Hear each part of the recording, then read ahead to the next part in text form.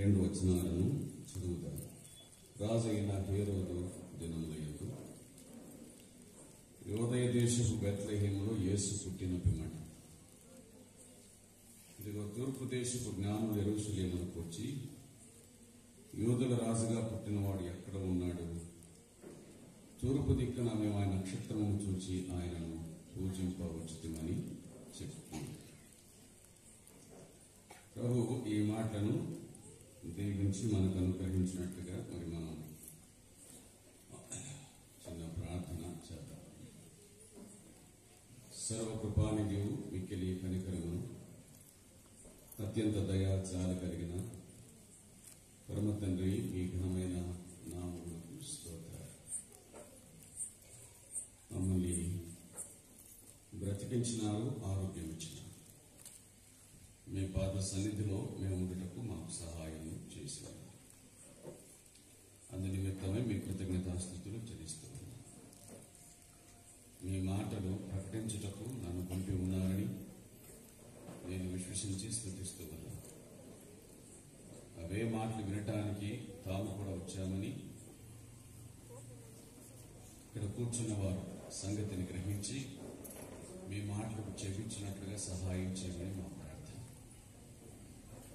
ఇది మీ కార్యముగా ఉండినట్లుగా స్థిరపరచమని, ఆత్మకార్యమును జరిగించి మహిమను పొందుమని, కార్యక్రమంతో సరిపెట్టుకొనక సంతోషించట, కార్యము జరుగునట్లుగా చూసే దృష్టి మాకిమ్మని వేడుకుంటూ క్రీస్తు పేరట అడుగుచున్నాము తండ్రి, ఆమేన్.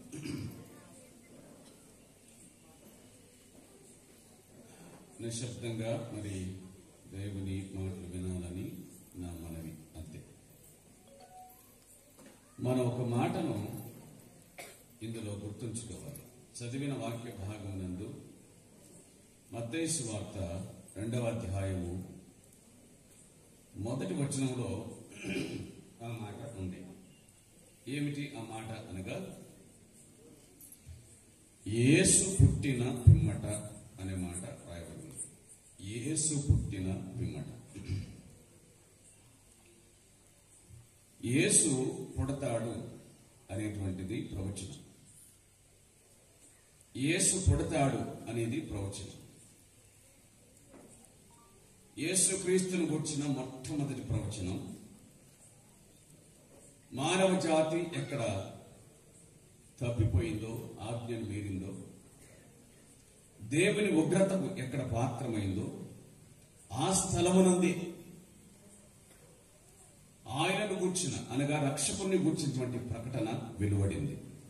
అది ఆదికాండము 3వ అధ్యాయం 15వ వచనం.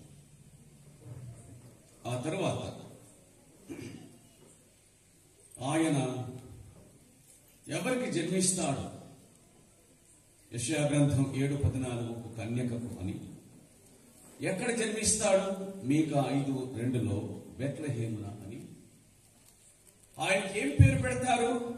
మత్తయి సువార్త 1:21 యేసు అని.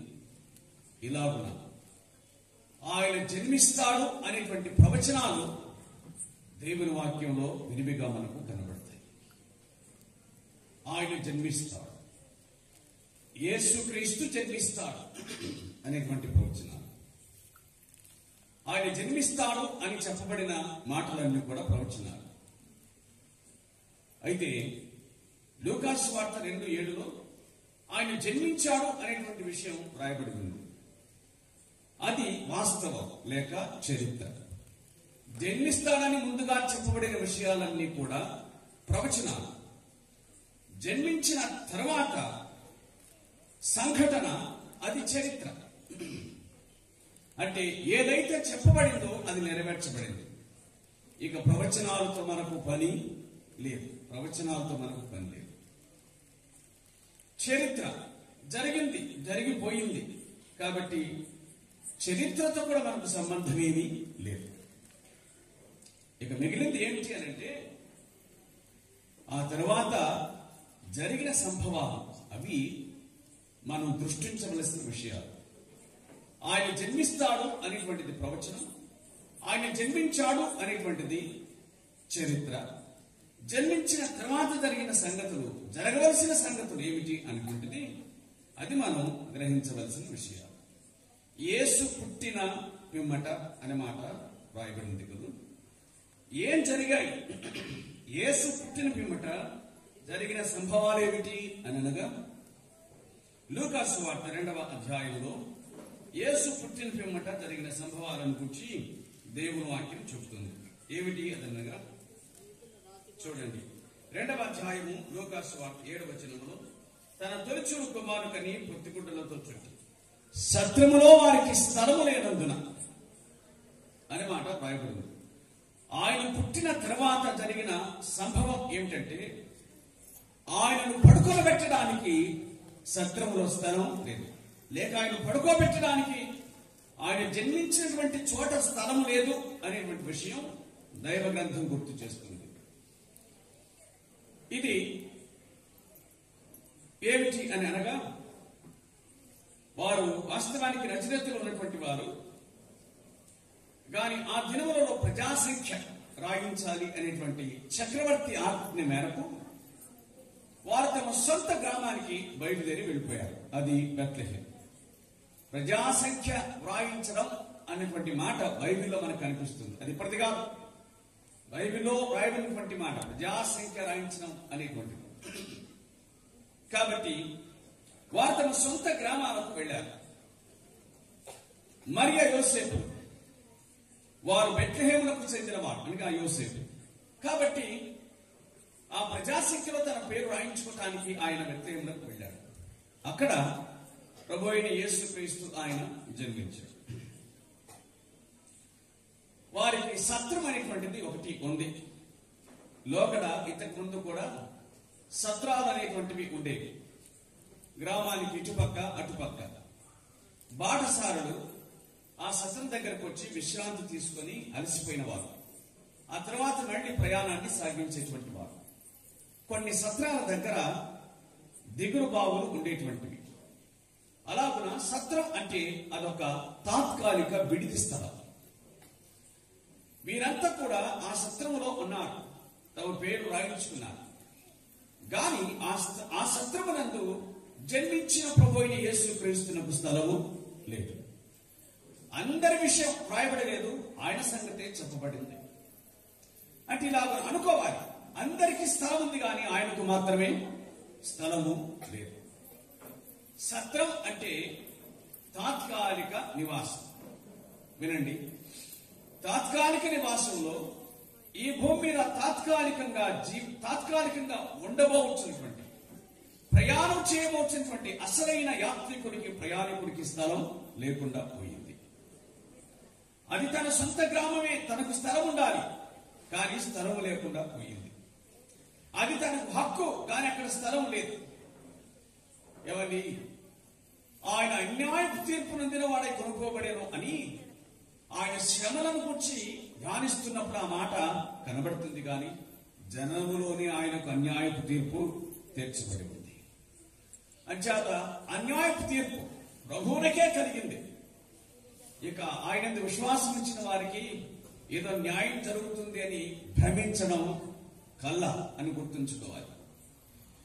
ఆయనకే అన్యాయం చేసినటువంటి సమాజము ఆయన విశ్వసించిన వారికి న్యాయం చేస్తుందని ఎన్నడూ తలంచరాదు. ఏమైనా చేస్తే ఆయన చేయాలి తప్ప సమాజం చేస్తుంది అనేటువంటి విషయాన్ని మనం ఎన్నడే కానీ ఆలోచించడానికి కూడా వీలు లేదు. నా నిమిత్తమై జనులు మిమ్మను నిందించి హింసించి మీ మీద అబద్ధముగా చెడ్డ మాటలు పలుకున్నప్పుడు మీరు ధన్యులన్నాడు. కాబట్టి ప్రియ ప్రభు తన ఎందుకు విశ్వాసం ఇచ్చిపోయే వారికి ముందుగానే అసలు సంగతిని ఆయన తెలియజేశాడు. ఇప్పుడు సత్రంలో స్థలం లేదు అనే మాట చెప్పడం. ప్రియులారా వినండి జాగ్రత్తగా. ఈ ప్రపంచం మనకు ఇదొక తాత్కాలిక స్థలం. ఈ ప్రపంచంలో మనం కొంతకాలం ఉండి వెళ్ళిపోతాం. ఇది మనకు తాత్కాలిక నివాసం. ఈ దేహం ఉందే, ఇది ఆత్మకు తాత్కాలిక నివాసం. కొంతకాలం ఆత్మ ఇందులో ఉంటుంది, ఆ తర్వాత దీన్ని విడిచి అది వెళ్ళిపోతుంది. అందుచేత ఈ తాత్కాలిక నివాసం, ఈ దేహంలో దేవుడికి స్థలం లేకపోతే, ఈ దేహం ఇచ్చిన వానికి స్థలం లేకపోతే నువ్వు ఆయనకు అన్యాయం చేస్తున్నావు అని అర్థం.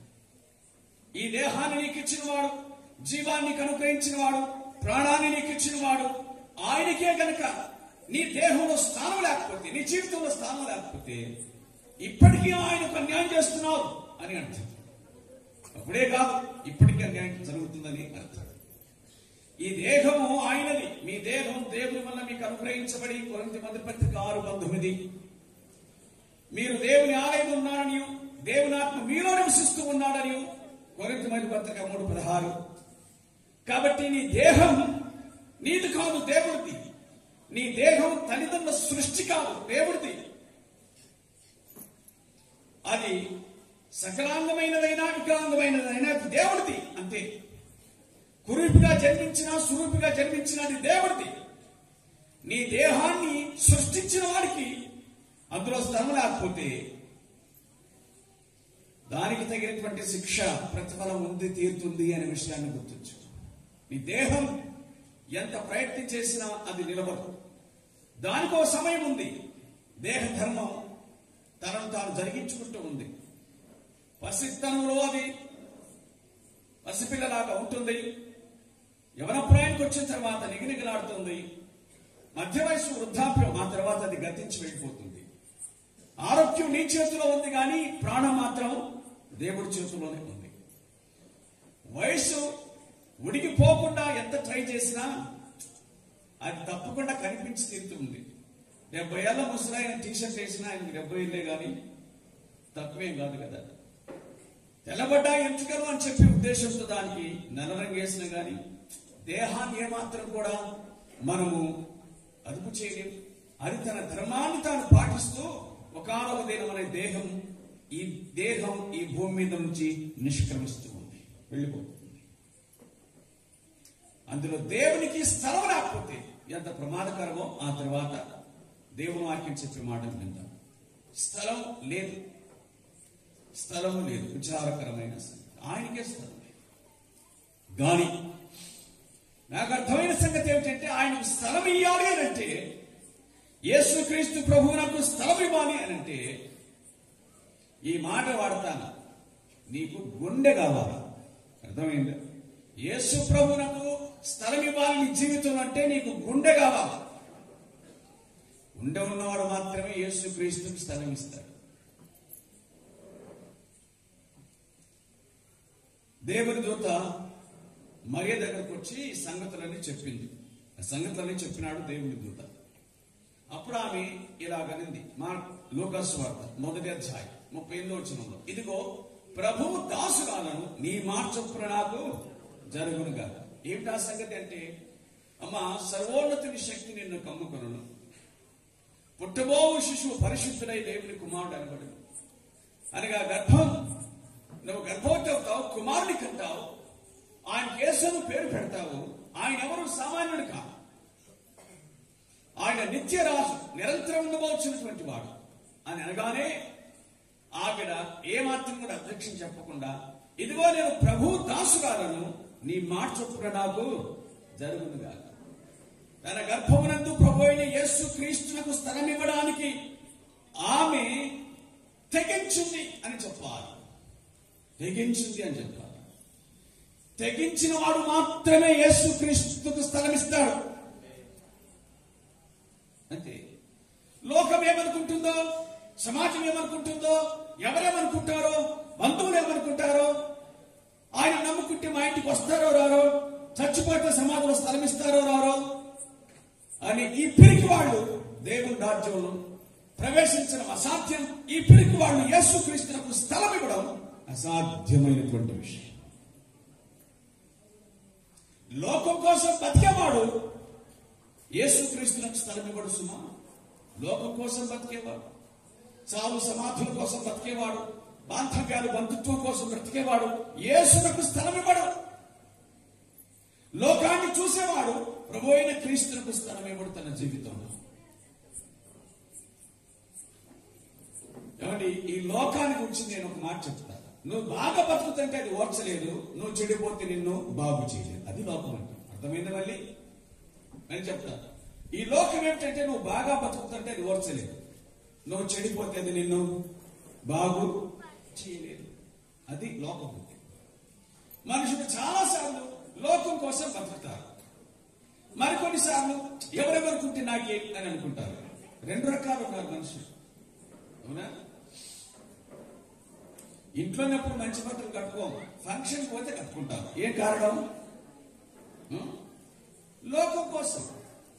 లోకం కోసం అంతే. మంది చూడాలనే కానీ మన తాపత్రయం. ఇంట్లో కోసమేం కాదుగా. ఏది ఇచ్చినామో అది లోకం కోసమేం కాదే. బయటికి వెళ్తే మాత్రం లోకం లోకం లోకం కోసం, లోకం కోసం. అదే ఒక తాగుబోతున్నాడు అనుకోండి, లోకాన్ని గురించి ఏం ఆలోచించడు. నలుగురు ఏమనుకుంటారో అని అంటే, నా ఇష్టం, నా డబ్బు నేను తాగుతున్నా, ఎవరు తాగిస్తున్నాడు నాకు అని అంటాడు. లోకాన్ని చూడడు. ఒక వ్యసనపరుడు లోకాన్ని చూడడు. ఓ తిరుగుబోతు లోకాన్ని చూడడు. ఏమనుకుంటారు లోకం అని అనుకోరు. ఏమనుకుంటే నాకేం అని అనుకుంటారు. ఇంక ఇలా చెప్పాలి, యేసు అనే వ్యసనం పడితే లోకాన్ని చూడలేదు. నువ్వు యేసు క్రీస్తునకు స్థలం ఇచ్చేవాడు లోకాన్ని చూడడు. ఈ రాత్రి వేళ పాపంలో బతికేవాడు కూడా యేసునకు చోటు ఇవ్వడు. ఎందుకంటే నువ్వు దేన్ని ప్రేమిస్తావో దానికి నీలో చోటు ఉంటుంది, కానీ నువ్వు ప్రేమించని దానికి నీలో చోటు ఉండదు. అది అసాధ్యమైనటువంటి సంగతి. చాలా మంది యేసుక్రీస్తుకు చోటు ఇచ్చినట్టుగా కనబడుతున్నారు, కానీ అంత ఒట్టిదే. ఆ సమయ సందర్భాలు వచ్చినప్పుడు అసలు సంగతి బయటపడుతుంది. మనం కదా మన పిల్లలను బాగా తయారు చేసి బడికి పంపిస్తున్నట్లు, వాళ్ళ అసలు సంగతి ఎప్పుడు బయటపడుతుంది? పరీక్షలప్పుడు బయటపడుతుంది. అట్లాగే మనకు పరీక్షలు వచ్చినప్పుడు అసలు సంగతి బయటపడుతుంది. నిలబడతామా, పడిపోతామా, గెలుస్తామా, ఓడిపోతామా అనేది ఆ తర్వాత బయటపడుతుంది. ఆయనకు స్థలము మరియ తెగించి ప్రభువునకు స్థలం ఇచ్చింది.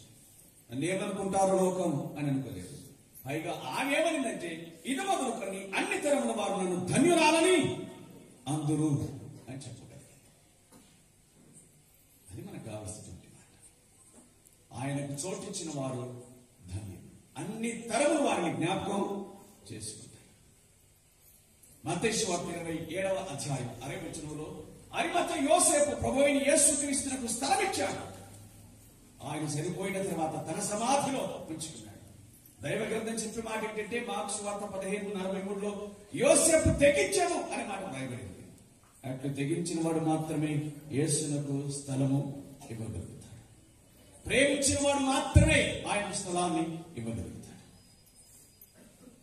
ప్రశ్న, ఆ తర్వాత నేను ఎందుకు ఇప్పటికైనా మించిపోలేదు? బతికున్నావు కాబట్టి ఇప్పటికైనా మించిపోలేదు.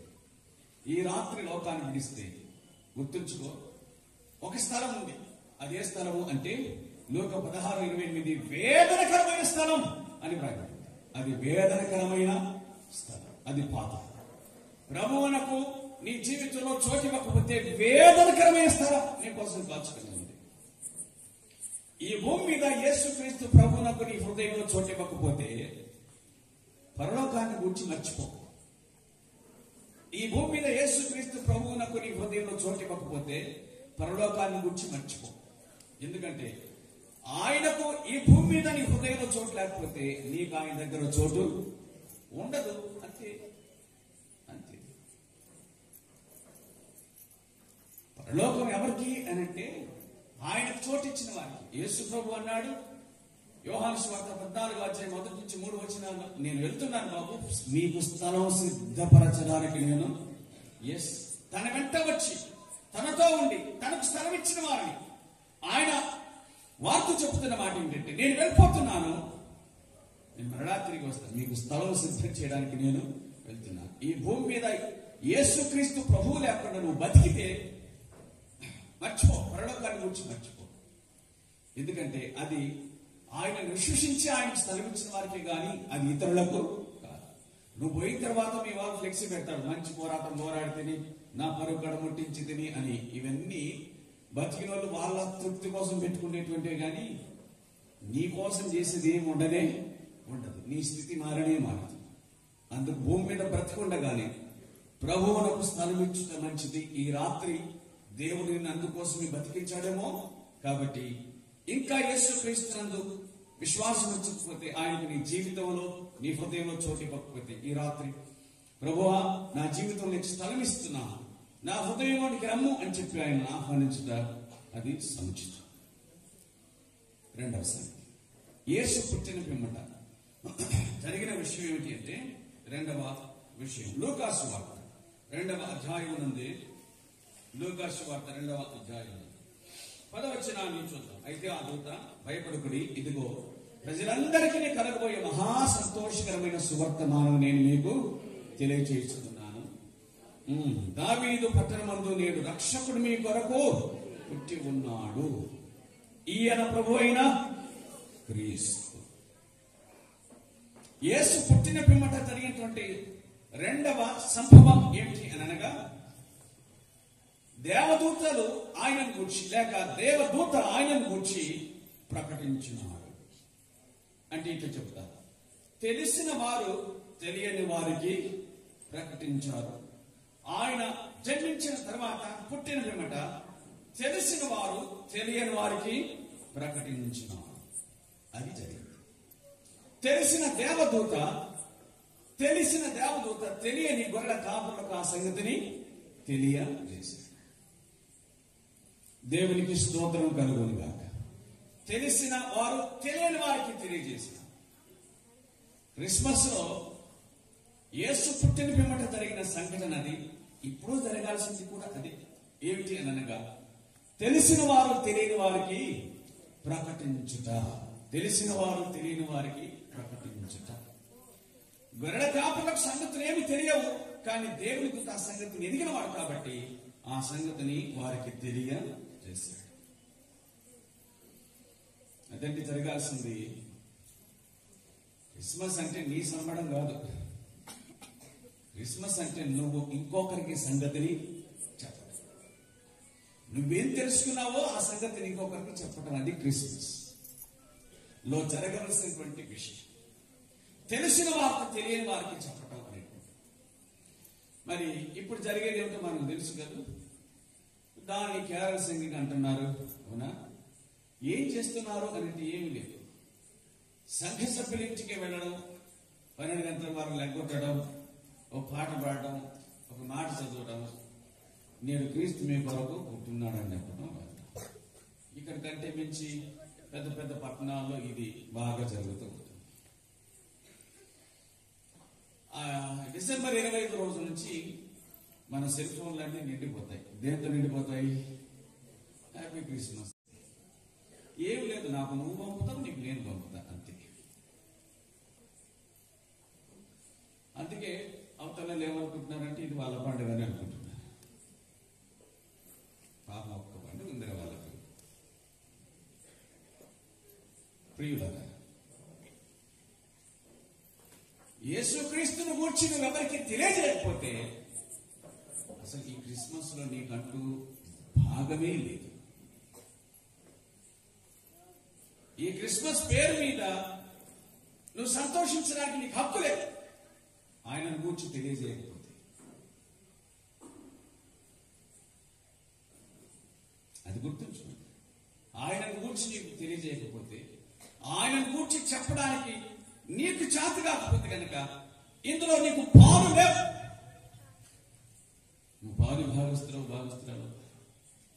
ఇంకా అర్థమైతే చెప్పాలంటే, తెలియని ఒక్కరికైనా క్రీస్తుని గురించి చెప్పకపోతే తెలిసిన నీకు ఈ క్రిస్మస్ చేసుకునే హక్కే లేదు.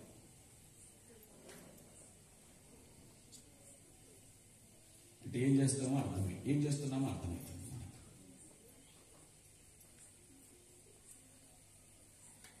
కాబట్టి యేసు పుట్టిన పిమ్మట జరిగిన సంగతి ఇది. తెలిసిన వారు తెలియని వారికి చెప్తారు.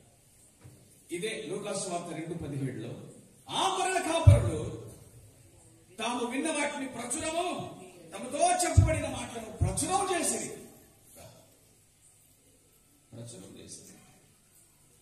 గొర్రెల కాపరులు ప్రచురం చేసి దేవుని దూత ముందు వాళ్ళకు చెప్పాడు. వాళ్ళు పోతూ చెప్పుకుంటూ వెళ్ళిపోయారు. తమకేం చెప్పబడిందో ఆ సంగతిని చెప్పుకుంటూ వెళ్ళిపోయినారు. అదే కదా క్రిస్మస్ లో జరగాల్సిన సంఘటన. క్రిస్మస్ లో జరగవలసిన సంఘటన అది. తెలిసిన వారు తెలియని వారికి క్రీస్తుని గురించి చెప్పుట, ఆయన ఏమై ఉన్నాడో ఆ సంగతిని చెప్పుట.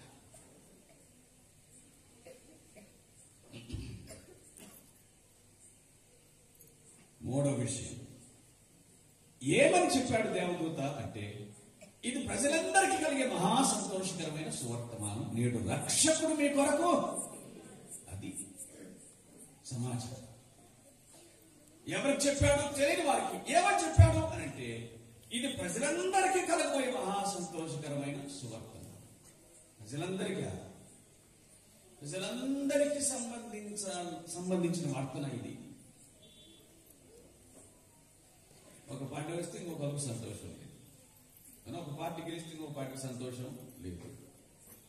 మన పక్కింటిలోకి ఉద్యోగం వస్తే మనకు సంతోషం ఉండదు. మరి అందరికీ సంతోషం ఎప్పుడు కలుగుతుంది? అది అందరికి సంబంధించిన విషయమై ఉండాలి. అర్థమైంది? అది అందరికి సంబంధించిన సంగతి ఉండాలి. ఒక పట్టణం అంతా ఎప్పుడు సంతోషించగలుగుతుందంటే, ఆ పట్టణానికి రావటానికి చాలా కష్టపడుతూ రోడ్లు బాగా లేకపోతే, ఆ పట్టణానికి రోడ్లు బాగా వేస్తే అందరికీ సంతోషం. ఆ పట్టణానికి రావటానికి ఏదో మధ్యలో ఒక వాగు ఉంది, ఒక నది ఉంది, దాని మీద వంతెన లేదు, చుట్టూ తిరిగి రావాలి. ఇప్పుడు వంతెన వేస్తే అది పట్టణస్థులందరికీ మహా సంతోషం. అది అందరికి సంబంధించినదై ఉంటే సంతోషం. ఇంతకు ప్రజలందరికి సంబంధించిన విషయం ఏమిటి? దేవుని వాక్యం ఏం చెబుతుంది? రోమపత్రిక 3:23, భేదం ఏమీ లేదు, అందరూ పాపము, అందరూ పాపము చేసి దేవుని మహిమను.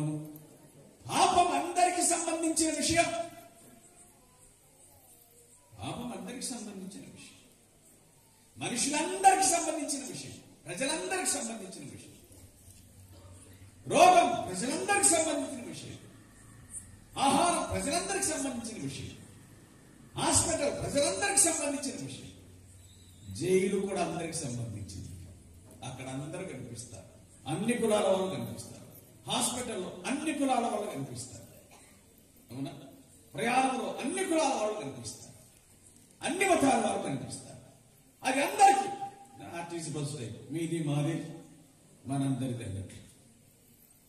ఇది ప్రజలందరికీ కలగబోయే మహా సంతోషకరమైన సువర్తమానం. ఏమిటంటే, మనుషులు పాప క్షమాపణ నిమిత్తమై ప్రయత్నం చేస్తూ విఫలులు కాగా, పాప క్షమాపణను కలిగించడానికి వచ్చిన రక్షకుడు ప్రభు అయిన యేసుక్రీస్తు. కాబట్టి ఇది ప్రజలందరికీ కలిగే సంతోషకరమైన సువర్తమానం. ఏమిటా సంగతి అనగా, నేడు రక్షకుడు మీకోసం పుట్టి ఉన్నాడు. ఎవరిని గురించి చెబుతున్నారు? రక్షకుని గురించి చెబుతున్నారు. ఈ ప్రపంచంలో చాలా మంది చక్రవర్తులు వచ్చారు, వెళ్ళారు. ఈ ప్రపంచం చాలా మంది చక్రవర్తులను చూసింది, గాని రక్షకుని మాత్రం చూడలేదు. ఈ ప్రపంచం రాజులను చూసింది, రక్షకుని మాత్రం చూడలేదు. ఈ ప్రపంచం గొప్ప ఇంజనీర్లను చూసింది, గాని రక్షకుని మాత్రం చూడలేదు. ఈ ప్రపంచం నాయకులను చూసింది, గాయకులను చూసింది, గాని రక్షకుని మాత్రం చూడలేదు. ఈ ప్రపంచం విద్వాంసులను చూసింది, విద్వాంసులను చూసింది, గాని రక్షకుని మాత్రం చూడలేదు. ఈ ప్రపంచం అందరినీ చూడగలిగింది, ఈ ప్రపంచం చూడండి కేవలం ఒకే ఒక్కరిని, రక్షకుడు.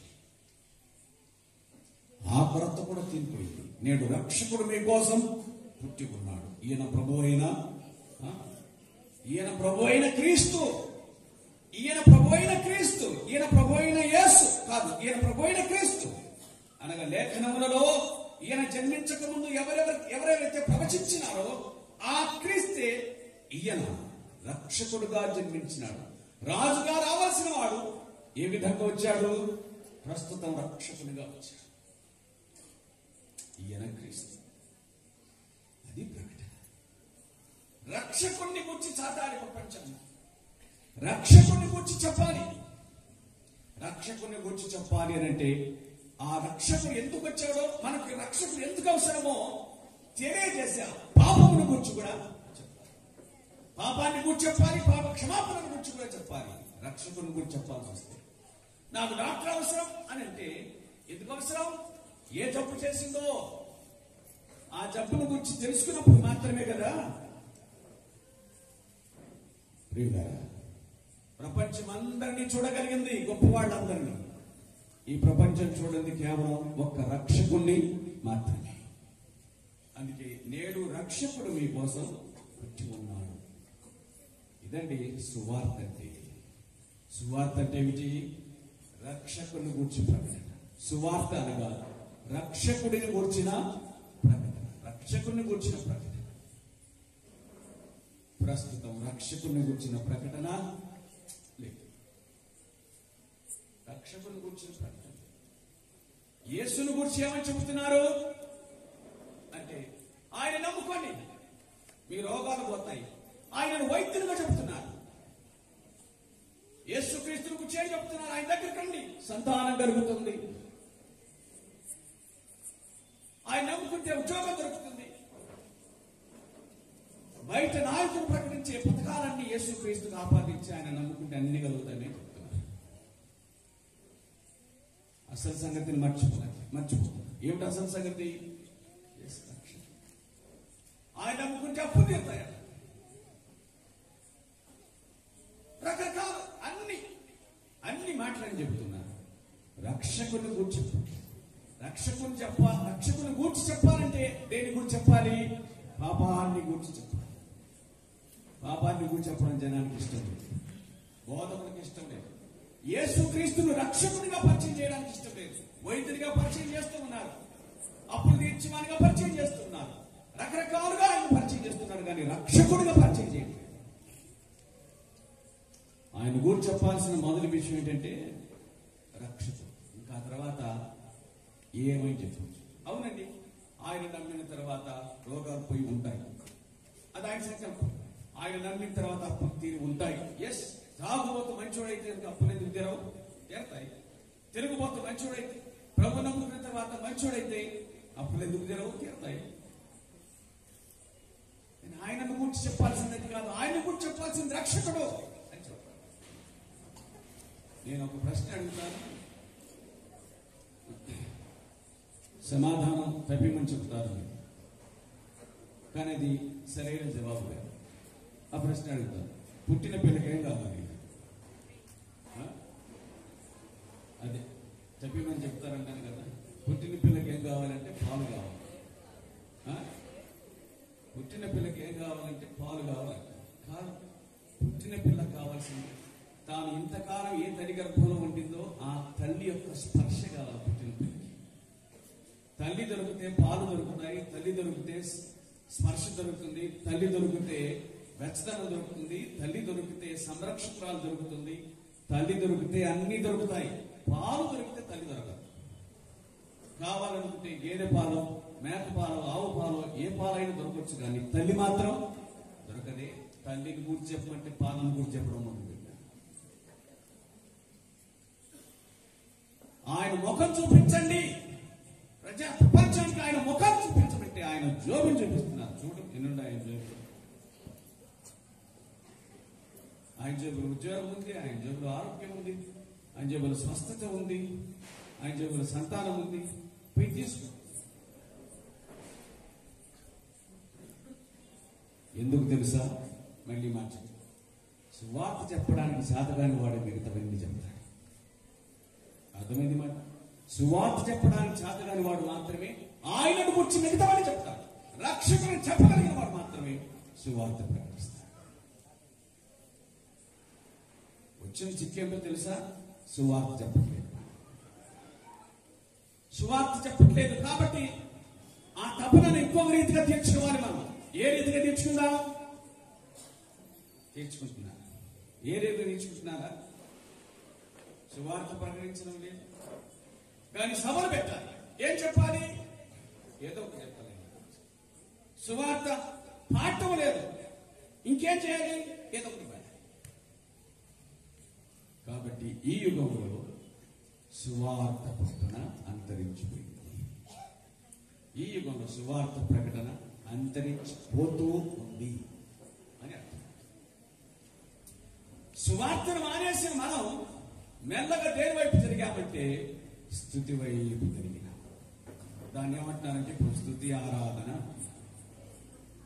దేని వైపు తిరిగినాం? సువార్తను మానేశాం కాబట్టి దానికి ప్రత్యామ్నాయంగా స్తుతి వైపు, స్తుతి ఆరాధన వైపు తిరిగాం. కాబట్టి అదే షుగర్ ఉన్న వాళ్ళు నాకు షుగర్ ఉందని వాళ్ళు ఉపకారం మీద మోసపడినట్టుగా ఇంకొక దాని వైపు తిరిగినట్టుగా సువార్తను ప్రకటించని మనం మెల్లగా దేని వైపు తిరిగామంటే స్తుతి ఆరాధన వైపు తిరిగాం. కాబట్టి మీకు తెలియంది కాదు, నాకు తెలియంది కాదు. ఇప్పుడున్న మంచి పాటలన్నీ, ఇప్పుడున్న ఫేమస్ పాటలన్నీ ఏవి? ఇప్పుడున్న ఫేమస్ పాటలన్నీ ఏవి? ఇప్పుడున్న ఫేమస్ పాటలన్నీ ఏంటి? మేలు చేయగా నీవు ఉండలేవయ్యా, ఆరాధించగా నేను ఉండలేనయ్యా. నువ్వు మేలు చేయకుండా ఉండలేవు నాకు, నిన్ను ఆరాధించకుండా నేను. నువ్వు మేలు చేస్తుండు, నేను నిన్ను ఆరాధిస్తుంటా. నువ్వు మేలు చేయలేదనుకో, నేను ఆరాధించు. నువ్వు మేలు చేస్తుంటావు, నేను ఆరాధిస్తుంటా. మధ్యన నిన్ను ఊడ్చిదేనో ఎట్లన్నా చదువు, నీకు నాకు సంబంధం లేదు. అదే కదా మనం పాట. నేనుండలేనయ్యా, నేను బతకాలేనయ్యా,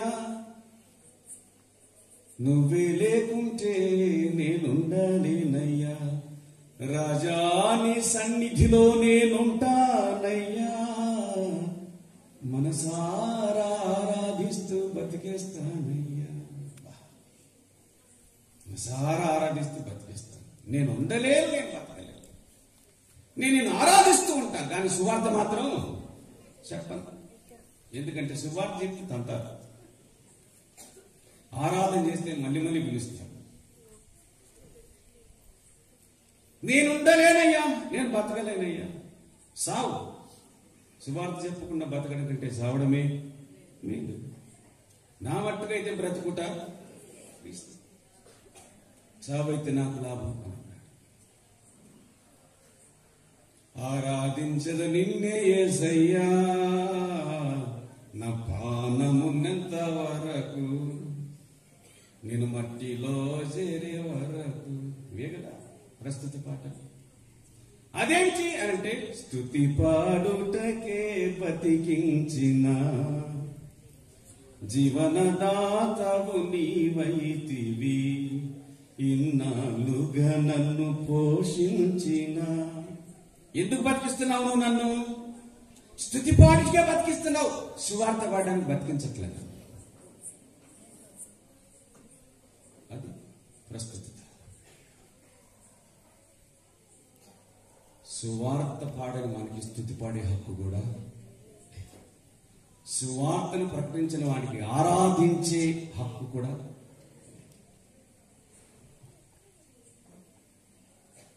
సువార్తను ప్రకటించాల్సి అది కష్టమా? కష్టం, కష్టం. ఆయనను విశ్వసించిన వారికి కష్టం. మొదటి శతాబ్దంలో కష్టమైంది. కానీ మేము విన్న వాటిని, కన్న వాటిని చెప్పక అని ఇప్పుడు ఒక్క సువార్త పాఠాన్ని వినబడుతుంది మన సంఘాల్లో. సభలు పెడితే గ్రౌండ్లో ఒక్క సువార్త పాఠాన్ని వినబడుతుందా? వినబట్టాలి. అంత ఆరాధన, ఆరాధన, ఆరాధన, ప్రైజ్ అండ్ వర్షిప్, ఆరాధన. మన పితరులు సువార్తను ప్రకటించిన ఆరాధన లేదు. 30-40 ఏళ్ల వరకు ఈ ఆరాధన అనేటువంటిది లేదు. అంటే అంతకంటే ముందు బతికిన వాళ్ళు ఆరాధించలేదని అర్థం. వాళ్ళు సువార్త చెప్పే ధైర్యం కలిగిన వాళ్ళు, గొర్రెల కాపుల వలె తాము వెళ్ళిన ప్రతి చోట వారు సువార్తను ప్రకటించారు. ఇప్పుడు మనం సువార్తను మానేసి మన టీవీలో అవే పోతాయి, గ్రౌండ్స్లో అవే పోతాయి. సంఘాల్లో అవే పోతాయి. ఏమండి, స్తుతి ఆరాధనకు నేను వ్యతిరేకం కాదు,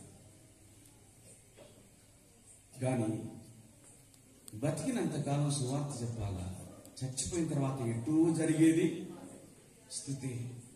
స్తుతి హల్లెలూయా అంటే అర్థం ఏంటి? ప్రభువును స్తుతించండి. పరలోకంలో ఆ శబ్దం రాగా ప్రభువును స్తుతించడం ప్రారంభం చేసినారు. ఇక్కడ స్తుతించితే ఇక్కడ జరగాల్సిన సువార్త ఎవరి ద్వారా జరుగుతుంది? ఇక్కడ నువ్వు స్తుతించుకుంటూ పోతే సువార్త ఎవరు వల్ల జరుగుతుంది? ఇక్కడ నువ్వు స్తుతే పాడితే సువార్త. సంఘాలలో స్తుతి పాడండి, బయట సువార్తను పాడండి. సంఘాల్లో స్తుతి పాడండి, బయట సువార్తను పాడండి. సంఘాల్లో కూడా 6 పాటలు పాడితే ఖచ్చితంగా కనీసం 2 పాటలైన సువార్తను గుర్చిన పాటలు ఉండి తీరాల్సిందే. సువార్తను మర్చిపోయిన స్థితిలో, రక్షకుడు అని చెప్పే స్థితిలో లేకుండా పోయాడు. ఏం చెప్తున్నాం? ఆయన నమ్ముకుంటే నీ బాధలన్నీ పోతాయని చెప్తున్నాడు. బాప్తిజం తీసుకుంటే బాధలన్నీ పోతాయి. బాధలకు ప్రారంభం అది. ఎవరు చెప్పాలి సువార్త? సువార్తికుల కానీ కాదు. చెదిరిపోయిన వారందరూ సువార్త సంచారం చేయొచ్చు. సమరయలో సంచరించింది. మొదటి శతాబ్దంలో విశ్వాసులందరూ చెదిరిపోయారు. శ్రమను బట్టి వారు సువార్త ప్రకటించు సంచారము చేస్తారు. కాబట్టి సమరయలో సంఘం ఏర్పడింది. గ్రీసు దేశస్థులు అపోస్తల కార్యం కింద 11వ అధ్యాయంలో వచ్చిన వారు మాట్లాడుచు సువార్తను ప్రకటించిరి. ఇవండి దేవుని వాక్యం మనం చెప్పిస్తున్నది. క్రిస్మస్ లో ఆయన స్థలం ఇవ్వట ఇది మొదటి సంగతి. ఆయనను గూర్చి చెప్పుట, తెలిసిన వారు తెలియని వారికి ఏమని చెప్పాలంటే ఆయన రక్షకుడని చాటట, ప్రకటించట. అది ప్రాముఖ్యమైనటువంటి విషయం. మరి ఏం చేస్తున్నామో మనమే గ్రహించాలి. ఏం చేస్తున్నామో మనమే అర్థం చేసుకోవాలి. మనల్ని ఎవరు ఆపలేదు. క్రిస్మస్ చేయకుండా మనల్ని ఆపగలిగిన వారు ఎవరికి? స్తుతి ఆరాధన చేయకుండా ఆపగలిగిన వారు. కానీ సువార్త చెప్పకుండా ఎవరు మనల్ని ఆపలేదు. ఆ తపన ఉండాలే కానీ ఏదో రూపంలో ఎవరికొకరికి సువార్త చెప్పడం అనేటువంటిది జరుగుతుంది.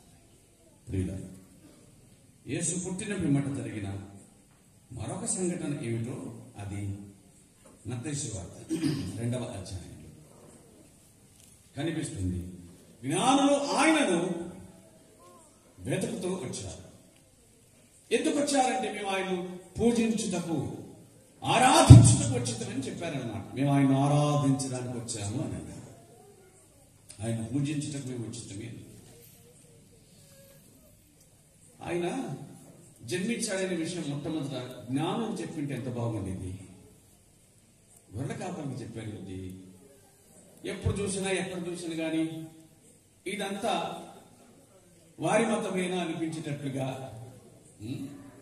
ఎందుకు ఎప్పుడు జ్ఞానం లేని వారికి, సమాజంలో తక్కువగా కనిపించే వారికి సువార్త అందుతుంది.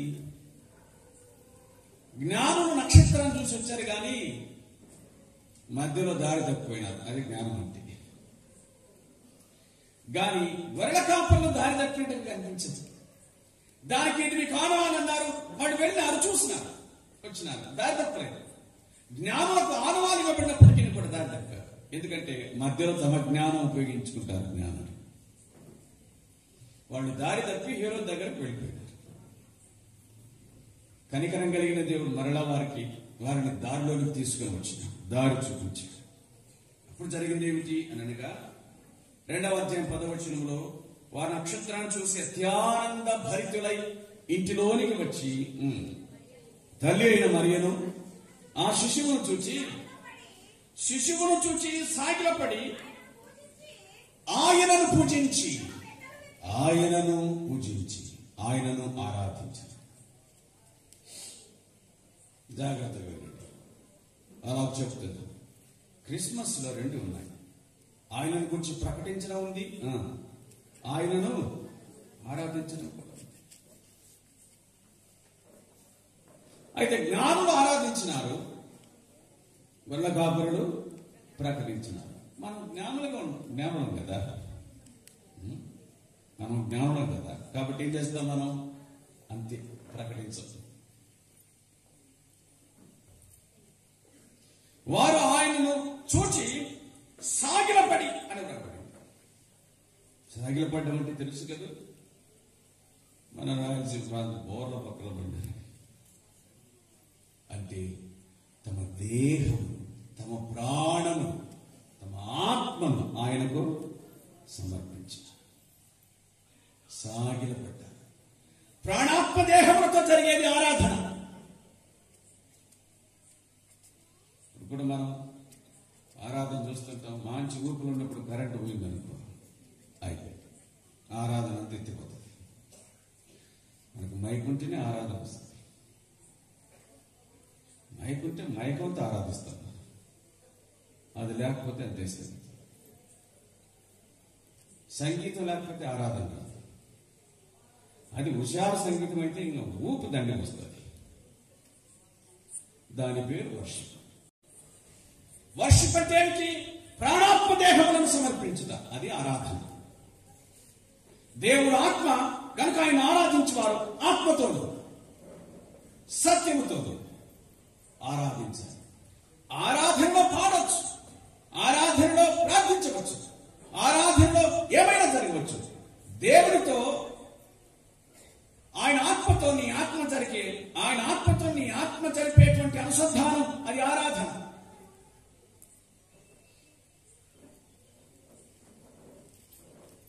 దేవునితో నీ ఆత్మ కలుసుకునేటువంటి విషయం, అది ఆరాధన. అది ఆరాధన. దానిని గురించి దైవ గ్రంథం చాలా బాగా చెప్పింది. కొరింథీ మొదటి పత్రిక 6వ అధ్యాయము, కొరింథీ మొదటి పత్రిక 6వ అధ్యాయము మరి 17వ వచనంలో వ్రాయబడినటువంటి మాటను నేను గుర్తు చేస్తాను. అటువలే ప్రభుతో కలుసుకున్నవాడు ఆయనతో ఏకాత్మ, ఆరాధనగా ఆయనతో కలుసుకుంటా. నీ ఆత్మ దేవుని ఆత్మతో కలుసుకోవడం, అది ఆరాధన. అది జరగాలంటే హృదయంలో పాపం ఉంచుకుంటే జరగదు. నీ ఆత్మ దేవుని ఆత్మతో కలవాలి అని అంటే ఆత్మ సత్యముతో యథార్థముతో ఆరాధించితేనే కలుస్తుంది. అనగా యథార్థమైన జీవితం, సత్య ప్రవర్తన కలిగితేనే తప్ప దేవుని ఆరాధించడం సాధ్యము కాదు. అది ఆరాధన. దేవా ఈ దేహం నీది. వాళ్ళు ఏమని ఆరాధించారు? జ్ఞానులు ఆ శిశువును చూచి ఒక పిల్లగాడని చెప్పి అనుకోలేదు, కానీ బుద్ధి విజ్ఞాన సర్వ సంపదలన్నీ నీలోనే గుప్తమై ఉన్నాయి, ఈ జ్ఞానానికి ఆద్యుల ఆరంభం, పునాది నువ్వే అంటూ ఆ జ్ఞానులు ఆయనను ఆరాధించి సాగిలపడ్డారట.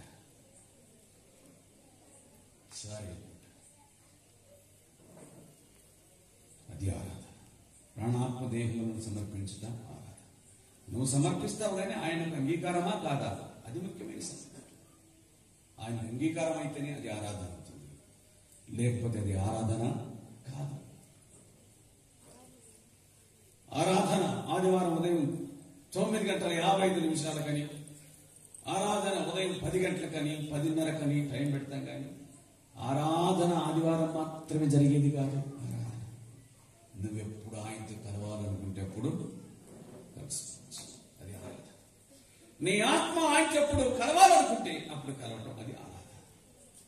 అందుగా ప్రాణాత్మ దేహములు ఆయనకు అంగీకృతమై ఉండాలి. వారు సాగిలపడ్డారు. రెండవది ఏం చేశారు? ఆయనను సాగిలపడి ఆయనను పూజించారు కదా. తర్వాత చేసిన పని ఏమిటి? తమ పెట్టెలు ఎక్కి వారు ఆయనకు కానుకను, ఏమిటా కానుక? బంగారు సాంబ్రాణి, బంగారు సాంబ్రాణి, బంగారు లోహములలో రాజు. ఆయనను వారు ఏమని సంబోధించారంటే యూదుల రాజుగా పుట్టినవాడు, యూదుల రాజు. బంగారము ఇచ్చారట. రెండవది ఆయనకు సాంబ్రాణి, వారికి అర్థమైంది జ్ఞానులు కాబట్టి. ఆయనలో యాజకుని, ప్రధాన యాజకుని చూడగలిగారు. బోలం అదంత రుచికరమైంది కాదు, వగరుగా ఉంటుంది, కొన్నిసార్లు చేదుగా ఉంటుంది. కాబట్టి ఆయన జీవితంలో జరిగే శ్రమలను చూసినట్లుగా ఉన్నారు. ఆయనకు తగినట్లుగా వారు కానుకలను ఇచ్చినారు. మీరందరూ రేపు క్రిస్మస్ జరుపుకుంటూ ఉన్నట్లయితే కనుక నా మాట మీ జీవితంలో ఒక్కసారన్నా వినండి. మీరు కూడా బంగారం వేయండి, కానుక పెట్టి. పాట పాడతారు కదా, నా వెండి కనకంబు నా తండ్రి కొనుమి యావంతయైనాను ఆశింప మదిలో నావన్నీ. కాబట్టి వేయండి ఒక్కసారి. మళ్ళా కొనుక్కుంటారు కదా మీరు, ఎటు అట్నే ఉండదు కదా, మళ్ళా కొనుక్కుంటారు. ఒక్కసారన్నా వేసి క్రిస్మస్ను నెరవేర్చి జ్ఞానులు అని అనిపించుకోండి. జీవం మనం ఎంతసేపు ఉన్నా ఈతంలో గొర్రెల కాపుల్లో ప్రవర్తించడంలో జ్ఞానం. గొర్రెల కాపులు ఏమైనా ఇచ్చినట్టుగా ఉందా? ఏంటి ఆయనను తగినట్లుగా ఆరాధించుట, ఆయన ఆరాధనకు పాత్ర, తగినట్లుగా ఆరాధించుట, ఇది కదా మన జీవితాలు చేయాల్సింది. అది కాకపోతే అది ఆరాధన కాదు. యేసు పుట్టిన పిమ్మట స్థలం లేదు. హృదయంలో స్థలం ఇవ్వండి, అది నిజమైన క్రిస్మస్గా మారుతుంది. యేసు పుట్టిన పిమ్మట తెలియని వారు తెలిసిన వారికి చెప్పారు, ఖచ్చితంగా చెప్పి తీరండి. ఏమని చెప్పారు? రక్షకుడని ప్రకటించారు, అదే చెప్పండి. ఆయన దొరికితే అన్ని దొరుకుతాయి అని అన్నింటినీ గురించి చెప్పడం అనేటువంటిది అది శరీర సంబంధమైన సువార్త, ఆత్మ సంబంధమైన సువార్త కాదు. అలాగే ఆయన్ను ఆరాధించాలి. ఏ విధంగా అనగా ప్రాణాత్మ దేహములను సమర్పించి ఆయనను ఆరాధించాలని దేవుని వాక్యం జ్ఞాపకం చేస్తాం. ఈ రాత్రి సందేశం ఇది. ఆయన రక్షణ ఏ విధంగా రక్షించగలడు అంటే, ప్రతి రక్షకుడు రక్షించే ఆయుధాన్ని కలిగి ఉంటాడు. రాజు రక్షకుడే. దేంతో రక్షిస్తాడు? తన దగ్గర ఉన్న ఆయుధంతో రక్షిస్తాడు. అది ఖడ్గం కావచ్చు, సైన్యం కావచ్చు, ఏదైనా కాదు. అలాగే వైద్యుడు రోగాన్ని బాగు చేస్తాడు. దేంతో అని అనగా, తాను వైద్యుడు కాబట్టి రోగము ఎరిగినవాడు. అయితే రోగాన్ని ఎరిగిన కారణం చేత తాను బాగు చేయలేడు, కానీ ఆ రోగము బాగుపడినట్లుగా తాను వైద్యాన్ని ఇస్తాడు, ఔషధాన్ని ఇస్తాడు. నేను రోగుల్నే పిలవచ్చుని అని పలికిన యేసుక్రీస్తు ప్రభు, రక్షకుడా ఈ భూమికి వచ్చిన యేసుక్రీస్తు ప్రభు, మనం రక్షించడానికి ఆయన చేసిన పని ఏమిటో ఆయనే చెప్పాడు. మత్తయి సువార్త 20:28, మార్కు సువార్త 10:45 ఆయన చెప్పిన మాట, నేను పరిచారం చేయించుకోవడానికి రాలేదు, కానీ పరిచారం చేయుటకును అనేకులకు ప్రతిగా విమోచన క్రయధనముగా నా ప్రాణం పెట్టుటకు నేను వచ్చితిని అని అన్నాడు. ఆయన పరిచారం చేయించుకోవడానికి రాలేదు, పరిచారం చేయడానికి వచ్చారు. ఏమిటా పరిచారం? అనేకులకు ప్రతిగా విమోచన క్రయధనముగా ప్రాణము పెట్టుటకు నేను వచ్చితిని అని ఆయన అన్నాడు. మత్తయి సువార్త 26వ అధ్యాయంలో ప్రభువు లాస్ట్ దినం, లాస్ట్ సఫర్ అని అంటాం కదా, ఆ చివరి రోజున ప్రభు తన శిష్యులతో ఆయన మాట్లాడుచు ఇలాగని అన్నాడు. ఆయన రొట్టె పట్టుకుని దాన్ని విడిచి, ఇది నా శరీరం అని అన్నాడు. ఆ తర్వాత ఆయనకు పాత్రను పట్టుకొని 26వ అధ్యాయం 27వ వచనం ఒక గిన్నె తీసుకుని కృతజ్ఞతాస్తుతులు చెల్లించి ఆయన అన్న మాట ఏంటంటే, ఇది నా రక్తం, ఇది నా రక్తం, మీ దీనిలోంది త్రాగండి. ఎందుకు? అనేకుల పాపక్షమాపణ నిమిత్తం, అనగా పాపక్షమాపణ నిమిత్తమై అనేకుల కొరకు చెందించబడుచున్న నిబంధన రక్తం, నిబంధన రక్తం.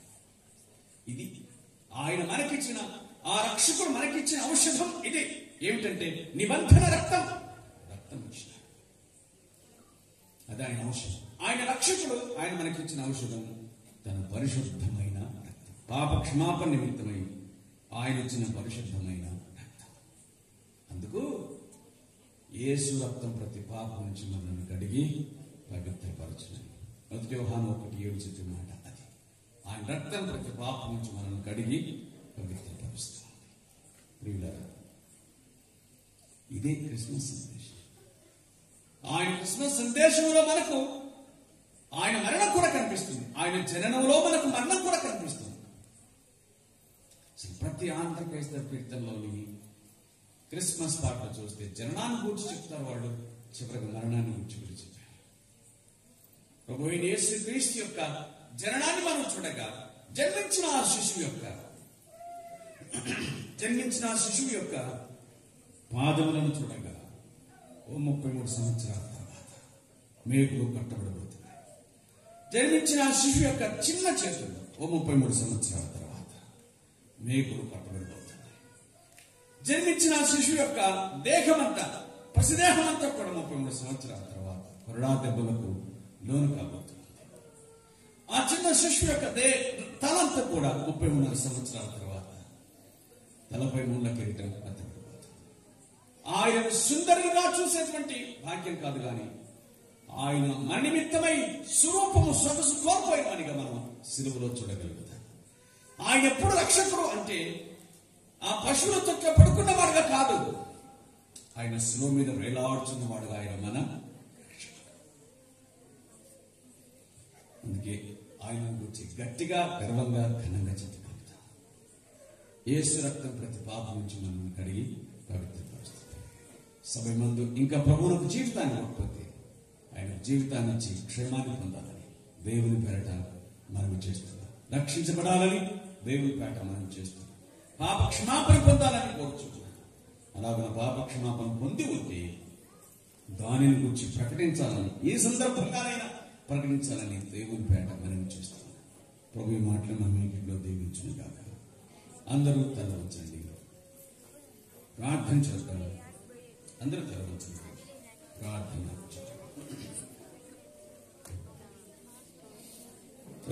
తల వంచండి, ప్రార్థన చేసి